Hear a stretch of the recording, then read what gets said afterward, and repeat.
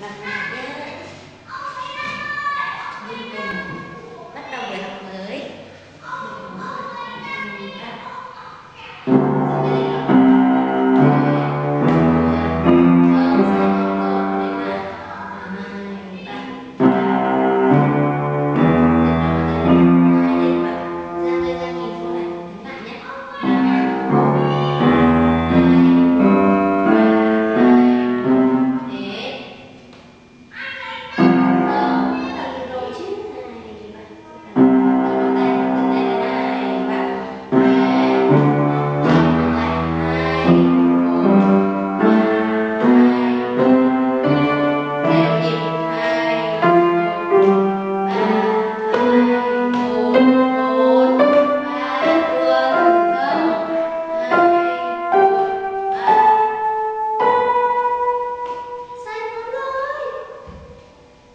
Nhớ lại nào.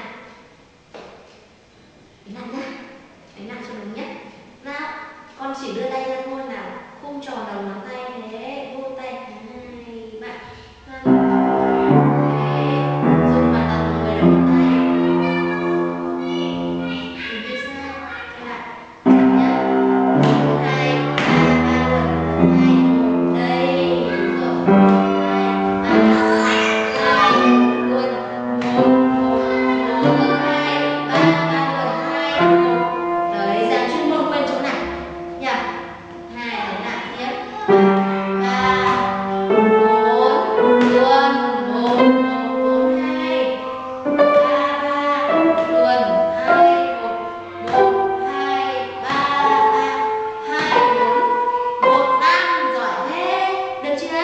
được chưa? Đấy, đánh con đánh được một nốt nhạc như vậy.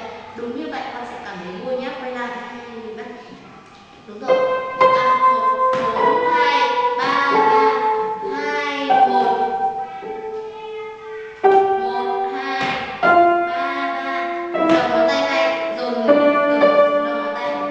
Luôn 4 2 3 3 2 1 1 2 3 3 2 1. Quên chỗ này quá. Nốt D này là con phải đánh bằng ngón số 4 nhá.